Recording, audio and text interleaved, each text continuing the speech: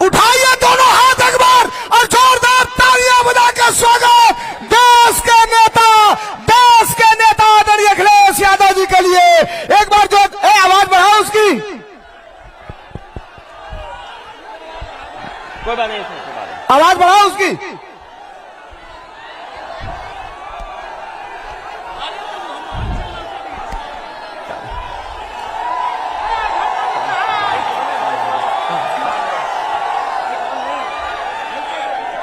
मैं सबसे पहले घोसी विधानसभा के हमारे सभी मतदाताओं का बहुत बहुत धन्यवाद और आभार प्रकट करना चाहता हूं।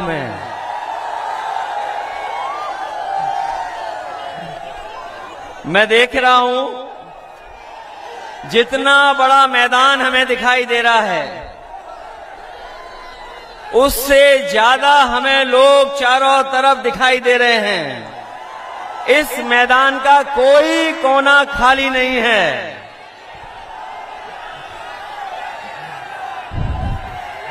घोसी विधानसभा के मतदाताओं ने मन बना लिया है। जो पलायन करने वाले हैं, जिन्होंने पलायन किया है और लोकतंत्र में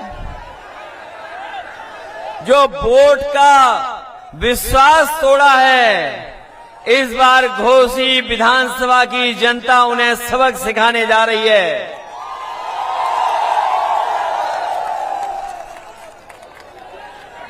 इस विधानसभा की कोई अब सुध लेगा। इस विधानसभा की सुध लेने वाला अगर कोई है तो वो सुधाकर सिंह जी। ये आम लोगों के प्रत्याशी हैं, आपके प्रत्याशी हैं, आपके बीच के हैं।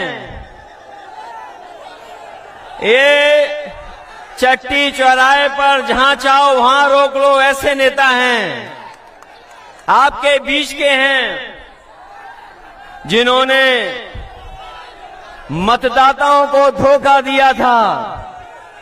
उनको सबक सिखाने के लिए ये जो जन समर्थन दिखाई दे रहा है, ये बता रहा है कि सुधाकर सिंह इस बार ऐतिहासिक वोटों से जीतने जा रहे हैं। मैं कई दिनों से लगातार घोसी विधानसभा में प्रचार जो हो रहा उसको देख रहा हूं। कोई नेता बीजेपी का जो मंत्री है, शायद कम ही मंत्री बचे होंगे जिन्होंने घोसी में आने का काम नहीं किया हो। घोसी में मंत्री, एक मंत्री, दो मंत्री, तीन, न जाने कितने मंत्री आए हैं। और यहां पर जितने लोग खड़े हैं वो जानते होंगे कि एक मंत्री एक किसान के हाथ को पकड़ करके खेतों में घूम रहे थे। मंत्री जी से ने पूछा कि यहां पर कौन जीतने वाला है। पहले तो ज्यादा वोटों से इस बार जिताओगे, पहले हजारों से जीते थे, इस बार उससे ज्यादा जीतेंगे। जो मंत्री किसान का हाथ पकड़े जा रहे थे, उन्हें लगा कि किसान उनके धोखे में आ जाएगा, उनके जुमलों में फंस जाएगा। लेकिन मैं बधाई देना चाहता हूं उस पत्रकार को, मंत्री जी के जाने के बाद, जिन्होंने हाथ पकड़ करके अपने खेतों में घुमाया था। जब पत्रकार साथी ने पूछा कि कौन जीतेगा यहां से, वो गरीब किसान गांव में रहने वाला हमारा, उसने कहा कि सुधाकर यहां से हजारों वोटों से जीत करके जाने वाले हैं। ये मंत्री अपनी उपलब्धि नहीं बता रहे। जिस मंत्री ने किसान का हाथ पकड़ा था, तमाम मंत्री आ रहे हैं धोखा देने, अपनी उपलब्धियां नहीं बता रहे यहां आकर के। वो किसान जो अपनी पैदावार की चिंता में डूबा है, उसकी फसल की कीमत कैसे मिले, ये मंत्री जो घूम रहे सरकार के,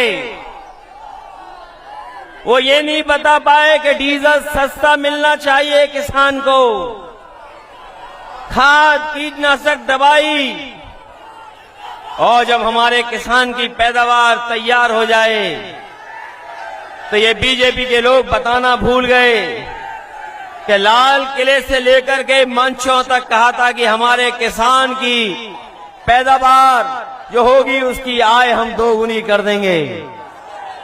यहां हमें दिखाई दे रहे हैं या किसान,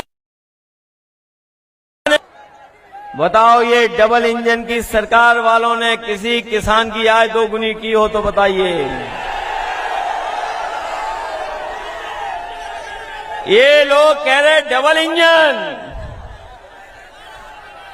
डबल इंजन से कुछ नहीं होता, इंजन का ड्राइवर अच्छा होना चाहिए। हमें वो ड्राइवर नहीं चाहिए इंजन का जो इंजन छोड़ करके ड्राइवर भाग गया हो। हमने अपने बीच का नेता चाहिए, हमें अपने बीच का नेता। ये लोग जो दूर दूर से घोसी में चल करके आए हैं, उनकी भाषा आपने सुनी होगी विरोधियों की। विरोधी न जाने क्या क्या कहने लगे हैं। जो विरोधियों की भाषा बदली है वो इसीलिए बदली है कि यहां का किसान, यहां का गरीब, यहां का नौजवान सब जाति धर्म तोड़ करके साइकिल के साथ और समाजवादी पार्टी के प्रत्याशी सुधाकर सिंह के साथ खड़े दिखाई दे रहे हैं।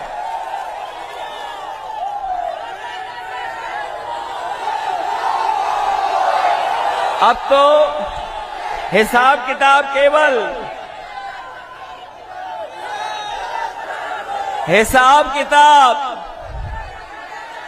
इस बात का नहीं है। हिसाब किताब तो बीजेपी को दिल्ली की 10 साल की सरकार और उत्तर प्रदेश की 6 साल की सरकार का देना है। बताओ घोसी की जनता इन 16 सालों में क्या आपको कोई सुविधा दे पाई है? बीजेपी के नहीं दे पाई है। अगर बीजेपी के लोगों ने सुविधाएं दी होती तो आज इतनी मंत्रियों की फौज उन्हें नहीं उतारनी पड़ती। यहां पर इतने जो मंत्री आए हैं वो अपना काम नहीं बता रहे, वो कुछ और इंतजाम में लगे हुए हैं। अकेले में जाकर के कुछ और इंतजाम कर रहे हैं। बताओ इंतजाम को जो इंतजाम कर रहे हैं कहीं उसके धोखे में तो नहीं आ जाओगे आप लोग? चुनाव से पहले ये जनता में जब हार गए हैं तो प्रशासन को आगे कर देंगे। ये प्रशासन के लोग चुनाव लड़ना चाहते हैं, लेकिन हमें पता है घोसी की बहादुर जनता है, ये प्रशासन से तो नहीं घबरा जाएगी। अगर आपको मुकाबला भी करना पड़े तो अपने वोट के अधिकार के लिए मुकाबला करना, क्योंकि घोसी विधानसभा का संदेश केवल उत्तर प्रदेश के लिए नहीं है। घोसी विधानसभा के एक एक वोट का संदेश देश में जाने वाला है, क्योंकि देश में कहीं और चुनाव ऐसा नहीं होने जा रहा है। कम से कम ये संदेश घोसी की जनता दे कि जिन्होंने कोई काम नहीं किया है, कोई काम नहीं किया है, उनको सबक सिखाने का काम करेंगे अपने वोट दे करके। वैसे तो पलायन लोग करते अपने काम रोजगार के लिए, नौकरी के लिए, लेकिन ये तो पहले विधायक दिखाई दे रहे हैं जो अपने स्वार्थ में पलायन कर रहे हैं, अपने लाभ के लिए पलायन कर रहे हैं। क्या ये जनता को सुविधा देने के लिए पलायन कर रहे हैं कि अपने लिए पलायन कर रहे हैं? ये अपने लिए इसलिए कर रहे हैं क्योंकि ये अपना स्वार्थ देख रहे हैं। जो अपना स्वार्थ देख रहे हैं वो आपके जीवन में बदलाव नहीं ला सकते। अगर इन्होंने जीवन में बदलाव लाते आपके, तो कहीं न कहीं आपको सुविधाएं देते। ये सरकार ऐसी है जहां गरीब को इलाज नहीं मिल पा रहा है, दवाइयां नहीं, अस्पताल में चले जाओ तो डॉक्टर देखने वाले नहीं हैं। जो कुछ है गरीब को अपने हाल पे छोड़ दिया। जो एम्बुलेंस चली थी आपकी सरकार में, उस एम्बुलेंस को भी बर्बाद कर दिया।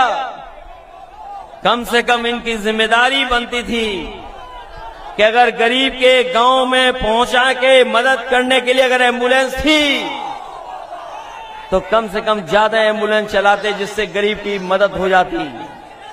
इलाज और तकलीफ और परेशानी में वो आपकी मदद करती, लेकिन उस व्यवस्था को भी बर्बाद कर दिया।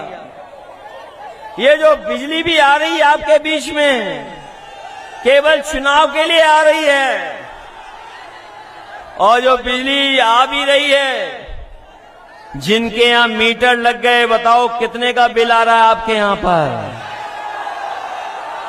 बिल आ रहा हजारों का। और अगर बिल नहीं दे पा रहे हो तो नोटिस आ रहा है साथ साथ। नोटिस। और महंगाई कहां पहुंच गई है? जो कभी फ्री दिया था सिलेंडर, बताओ आज उस सिलेंडर की कीमत क्या है? कीमत कहां पहुंच गई? जो आप सामान बाजार से खरीद रहे हैं, बताओ हर सामान महंगा हो गया कि नहीं महंगा है? ये बीजेपी के लोग गरीब की जेब से पैसा निकाल करके अमीरों की तिजोरी भरने का काम कर रहे हैं, और जो सुविधाएं गरीबों को मिलनी चाहिए उन सुविधाओं को छीनने का काम कर रहे हैं। क्या घोसी की विधानसभा इतिहास बनाने जा रही कि नहीं जा रही? बताओ आप। ऐसा चुनाव शायद ही उत्तर प्रदेश में देखने को मिला होगा, जहां पर समाजवादी पार्टी के प्रत्याशी के लिए जाति धर्म से लेकर के सब सीमाएं टूट गईं। अगर जाति धर्म की सीमाएं टूटी हैं तो दलों के भी सब बंधन टूट गए। जो दल कभी हमलों के खिलाफ थे, आज सब दल समर्थन कर रहे हैं समाजवादी पार्टी का। हम उन दलों को बधाई देते हैं कि जो समाजवादी पार्टी के साथ खड़े होकर के समाजवादियों का साथ दे रहे हैं। कि ये महत्वपूर्ण लड़ाई है, कोई छोटी बड़ी लड़ाई नहीं है। ये बड़ा फैसला होगा आपका, और ये ऐसा फैसला है जो देश की राजनीति में भी बदलाव लाएगा। जब से समाजवादी और देश के दल एक हो गए, जब से इंडिया गठबंधन बना है, लोग घबराए हुए हैं कि इंडिया गठबंधन कैसे बन गया। न केवल गठबंधन से घबराए हुए हैं, बल्कि जो सवाल उठाए जा रहे हैं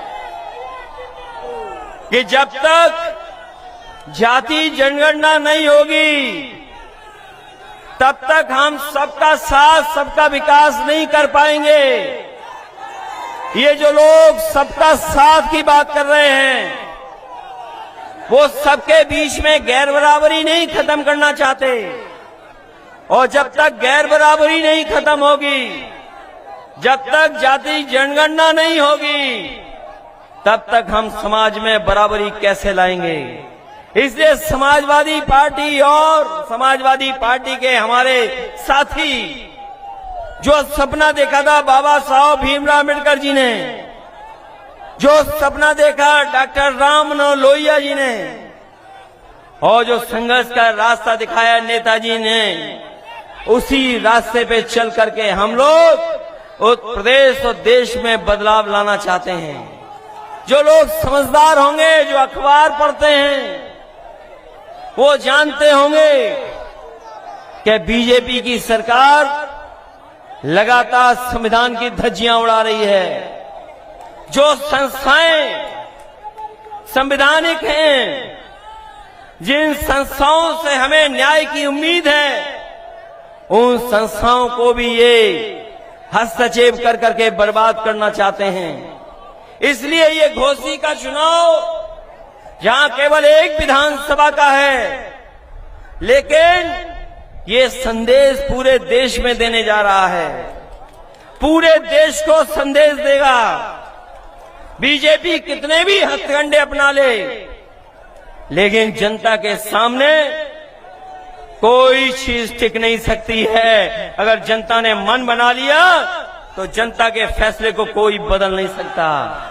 इसलिए जहां ये संवैधानिक संस्थाओं को बर्बाद कर रहे हैं, संविधान की धज्जियां उड़ा रहे हैं, लोकतंत्र को खत्म करना चाहते हैं, वहीं जहां पर नौकरी और रोजगार का इंतजाम हो जाना चाहिए, उन नौकरी रोजगार को भी नहीं बढ़ावा दे रहे हैं। क्या आपने नहीं सुना था प्रदेश के मुख्यमंत्री सदन में कह रहे थे कि हमने 100 में सबको नौकरी दे दी, केवल 4 बेरोजगार हैं। बताओ कोई बीजेपी के इन आंकड़ों पे भरोसा कर लेगा कि जहां ये कहते हो कि हमने सबको नौकरी रोजगार दे दिए, 100 में केवल 4 रोजगार बचे हैं। ये इनके आंकड़े कहते हैं। जब हम उनसे पूछते हैं कि 15 साल से ऊपर वाले नौजवान जो पढ़ना चाहते हैं, लिखना चाहते हैं, उनके रोजगार नौकरी का इंतजाम हो जाए, तो सरकार न जाने किस तरह की बात करती है। आज देश में और दुनिया में सबसे ज्यादा 15 साल से ऊपर वाली आबादी अगर कहीं दिखाई दे रही है तो वो आपके उत्तर प्रदेश में दिखाई दे रही है, जिसकी पढ़ाई की, नौकरी की, रोजगार का इंतजाम क्या होगा। लेकिन ये बीजेपी के लोग उनके भविष्य को अंधकार में डालना चाहते हैं। अभी जो जानकारी मिली है, 3000 प्राइमरी स्कूल ऐसे हैं जहां पर एक भी गरीब बच्चे ने दाखिला नहीं लिया, एडमिशन नहीं लिया है। 3000 ऐसे स्कूल हैं जिनमें कोई एडमिशन नहीं मिला, कोई लेने नहीं गया एडमिशन। क्या कोई कल्पना कर सकता है कि सरकारी स्कूल में बच्चे पढ़ने नहीं आ रहे हों, और अगर बच्चे पढ़ भी लें तो उनके पास नौकरी नहीं है, रोजगार नहीं है। मैं लखनऊ से चल करके घोसी तक आया हूं। जो लोग कहते थे कि 33 लाख करोड़ उत्तर प्रदेश में निवेश होने जा रहा है पैसा, मुझे ये बीजेपी वाले बताएं, लखनऊ से लेकर के घोसी विधानसभा तक और घोसी विधानसभा के आखिरी बॉर्डर तक और यूपी की सीमा तक अगर कहीं एक भी कारखाना लगा हो तो बता दो हमें। अगर एक भी फैक्ट्री लगाई हो इन्होंने तो बता दो। ये तो कहते थे कि 33 लाख करोड़ रुपए का निवेश हुआ है। लखनऊ से लेकर के घोसी और घोसी विधानसभा से लेकर के आखिरी बॉर्डर यूपी के, अगर एक भी कहीं कारखाना इन्होंने लगाया हो तो बता दो हमें। अगर सबसे बड़ी सड़क लखनऊ से और आपके गाजीपुर तक कोई दिखाई दे रही है तो वही पूर्वांचल एक्सप्रेसवे दिखाई दे रहा है, कोई दूसरा बड़ा प्रोजेक्ट नहीं दिखाई दे रहा है। समाजवादियों ने बनाया होता तो आपको कहीं झटका नहीं लगता। इन्होंने बनाया लेकिन उसको पूर्वांचल का सबसे बेहतर सड़क होती जो पूर्वांचल को विकास के रास्ते से जोड़ता, लेकिन वही आधा अधूरा वैसा ही छोड़ दिया। कोई मंडी नहीं बनी। अगर मंडी बनी होती तो हमारे किसानों की पैदावार को हम लोग कीमत दे सकते थे। कोई मंडी नहीं बनी। अगर मंडी बनी होती तो हमारे किसान को उससे कीमत मिल जाती, किसान को की फसल की कीमत मिलती। आज जो भी जा रहा है किसी और के हाथ में चला जा रहा है। ये जो नौजवान दिखाई दे रहे हैं बड़ी संख्या में, इनके भविष्य के साथ बीजेपी खिलवाड़ कर रही है। और न केवल इन नौजवानों के भविष्य के साथ खिलवाड़ कर रही है बल्कि आने वाली पीढ़ी के साथ भी खिलवाड़ कर रही है। क्योंकि अगर इनका भविष्य नहीं बना तो बताओ आने वाली पीढ़ी का भविष्य क्या होगा। न इनके हाथ में नौकरी है न रोजगार है। और क्या सपना दिखा रहे हैं कि अग्निवीर से फौज मजबूत हो जाएगी। हम नौजवान साथियों से कहना चाहते हैं कि आप घोसी की विधानसभा जिताओ, 24 का चुनाव जिताओ। जो फौज की भर्ती होती थी पहले तरह से, पक्की नौकरी, पक्की वर्दी, ये आधी अधूरी नौकरी, 4 साल की वर्दी से कोई देश की सेवा नहीं होगी। हमारा नौजवान पूरी जीवन भर वर्दी पहन करके पक्की नौकरी कर करके सीमा की रक्षा करना चाहता है। बताओ आधी अधूरी नौकरी से कोई सेवा होगी? इसलिए नौजवानों, जहां किसानों का भविष्य अंधेरे में डाल दिया इन्होंने, नौजवानों का भविष्य अंधेरे में, इनसे ज्यादा झूठ बोलने वाली कोई पार्टी नहीं है।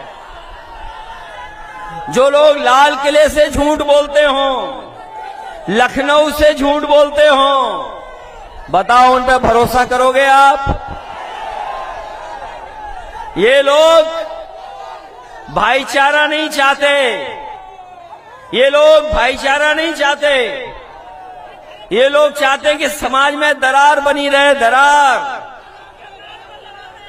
समाज में हिंदू मुस्लिम की दरार बन जाए, सिख ईसाई की दरार बन जाए। और जब कामयाब नहीं होते तो जातियों के बीच में दरार डालते हैं, जातियों के बीच में। ये जातियों को तोड़ करके दरार डालते हैं। हमारे मुख्यमंत्री जी का आपने वो गणित तो सुना ही होगा विधानसभा का, क्या 46 में 56। ये लोग वो हैं जो जातियों में दरार डालते हैं, धर्म के बीच में दरार डालते हैं। इसलिए आपको इनसे सावधान रहना पड़ेगा।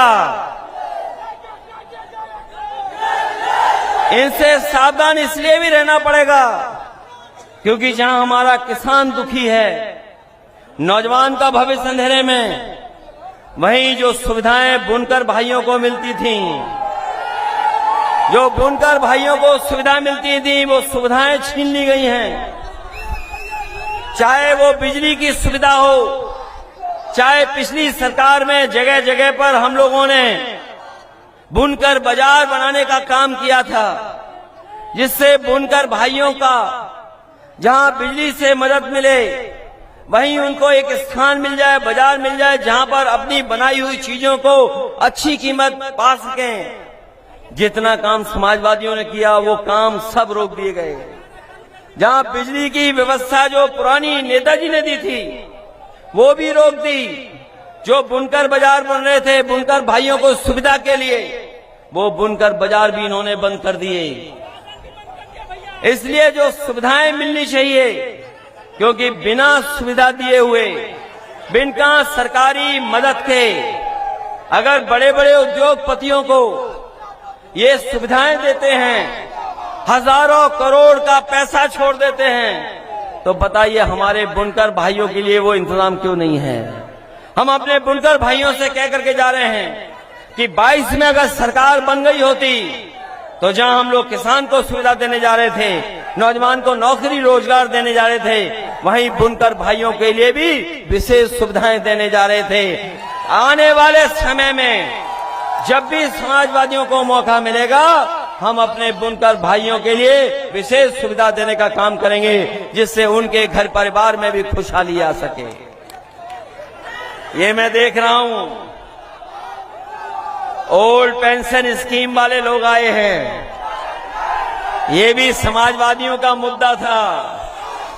समाजवादियों की मदद करें, जितनी आप जल्दी मदद करेंगे ओपीएस उतने ही जल्दी लागू हो जाएगी। ये हमारे 69,000 वाले जो लोग 69,000 शिक्षक भर्ती को समझते होंगे, वो जानते होंगे कि इतना बड़ा घोटाला नौकरी रोजगार और बाबा साहब के भीमराव अम्बेडकर जी का दिए हुए संविधान के तहत जो हमें अधिकार है उनसे खिलवाड़ हो रही है। लगातार इनके साथ भेदभाव हो रहा है। केवल 69,000 में भेदभाव नहीं है, जितनी भी सरकारी संस्थाएं हैं उन सब पर भेदभाव करने का काम कोई कर रहा है तो वो भारतीय जनता पार्टी के लोग कर रहे हैं। जो लोग कहते हैं कि हम लोगों ने भेदभाव किया है, वो बताएं जो संस्थाओं में बैठे लोग हैं, जो संस्थाएं आज बीजेपी के समय पर उनके पास पहुंच गई हैं, उन संस्थाओं में किन लोगों को बैठाया है, किनको बैठाया है उन संस्थाओं में? उन संस्थाओं में हमारे आपके लोग नहीं हैं। वो ऐसे लोग हैं जो हमारे आपके भविष्य को भी आगे नहीं बढ़ने देना चाहेंगे। इसलिए लड़ाई बड़ी है और ये लड़ाई केवल घोसी विधानसभा के संदेश की नहीं है, ये 24 के चुनाव के लिए भी संदेश है। इसलिए पहले तो ये कुछ वोटों से रह गए थे और कुछ वोटों से पीछे रह गए थे। पिछली बार चुनाव भी नहीं लड़ा पाए क्योंकि हमें बाहर से भी लोग लाने पड़े, बाहर से भी लोग लाने पड़े इस उम्मीद से कि सब मिल जाएंगे तो हम सरकार बना ले जाएंगे। लेकिन हमें नहीं पता था कि स्वार्थ के लिए कुछ लोग कुछ भी कर सकते हैं। जहां वो उन्हें दिखाई देगा कुछ स्वार्थ, उसी तरफ चले जाएंगे। सुधाकर सिंह जी मामूली वोटों से रह गए थे पिछली बार, वो भी बाई इलेक्शन था, लेकिन ये बाई इलेक्शन अलग तरह का है। सुधाकर सिंह के अलावा और साइकिल के अलावा कुछ दिखाई नहीं दे रहा है। केवल हम लोगों को इतना ध्यान रखना है कि वोट तो है हमारे पास, लेकिन ये वोट पड़ना चाहिए। मैं इसीलिए आया हूं आपसे अपील और निवेदन करने कि हमारे आपके पास समर्थन है, सहयोग है सबका। यहां जितने लोग बैठे हैं उस कोने से लेकर के इस कोने तक, जहां अपनी पार्टी के लोग हैं, दूसरे दल के भी लोग हैं, दूसरे संगठन के लोग भी हैं, वो भी समर्थन कर रहे हैं। कोई जाति धर्म नहीं बचा जो आज समाजवादी पार्टी और सुधाकर सिंह के साथ खड़ी ना हो। इसलिए केवल आपको अपना वोट बचाना है और वोट डालना है। अभी जब चुनाव करीब आएगा, बीजेपी के लोग घबराएंगे तो प्रशासन को आगे कर देंगे, पुलिस को आगे कर देंगे। सुना है कि जिन इलाकों में समाजवादी पार्टी का वोट ठोस है, वहां पर नौजवानों को परेशान कर रहे हैं, घरों में घुस रही है पुलिस। अरे प्रशासन के लोगों, ये काम मत करो आप, ये काम ठीक नहीं है। क्योंकि प्रशासन के लोग भी अंदर ही अंदर कह रहे हैं जीत तो सुधाकर ही रहे हैं, जीत तो साइकिल ही रही है। इसलिए किसको खुश करने के लिए आप किसको खुश करना चाहते हो? इसलिए कम से कम हमें उम्मीद है कि प्रशासन निष्पक्ष काम करेगा। और याद रखना हमारे मतदाता भाइयों, नौजवानों, बुजुर्गों, हमें पता है कि मैनपुरी के चुनाव में भी बड़ा प्रशासन कुछ कुछ गणित लगा रहा था। कभी किनकी ड्यूटी लगनी है उसका गणित लगा रहे थे, कभी गणित इस बात का लगा रहे थे कि किसके घर में पुलिस भेजनी है, कभी प्रशासन ये तैयारी करता था कि रात में जाकर के डराएंगे। लेकिन वहां का मतदाता डरा नहीं, उसने कहा आ जाओ, अगर आना है तो आ जाओ, हम पीछे नहीं हटेंगे। और परिणाम ये हुआ कि मैनपुरी से लाखों वोट से हरा करके भेजा। इसलिए घोसी के अपने मतदाताओं, ये घबरा तो नहीं जाओगे? केवल ये मेरे सामने कह रहे हो कि घबराएंगे नहीं, ऐसा तो नहीं कि 5 तारीख और 5 तारीख से लेकर के 8 तारीख तक आपको पूरी जिम्मेदारी के साथ रखना पड़ेगा। और लोकतंत्र में कोई रास्ता नहीं है, ये वोट ही बदलाव लाता है, वोट ही बदलाव लाएगा। बताओ, ये विरोधी लोग घबराए हुए हैं कि नहीं घबराए हुए हैं? ये मंत्री लोग रुक गए होंगे घरों में, रात में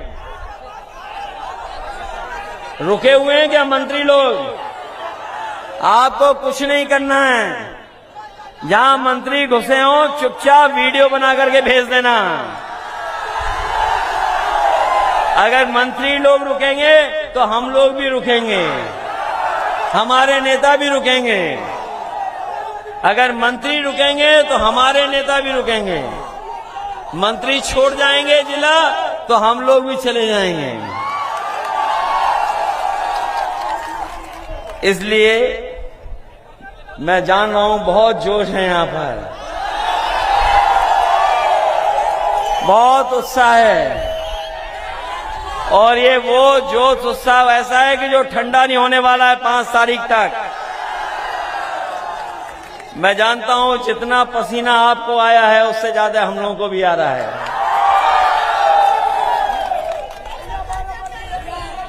इसलिए सवाल आपके सामने वही बुनियादी हैं। वही किसान संकट में है, खेती करने वाला किसान हमारा संकट में है। नौजवान के भविष्य के लिए कोई सरकार काम नहीं कर रही।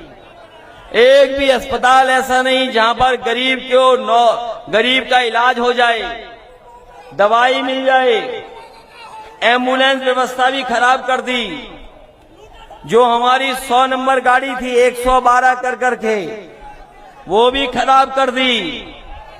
उसमें भी कोई व्यवस्था बदली नहीं। और आज तो ऐसा माहौल है कि जहां पर हर वर्ग के लोग आपके समर्थन में जुड़ गए हैं। कोई जाति नहीं बची,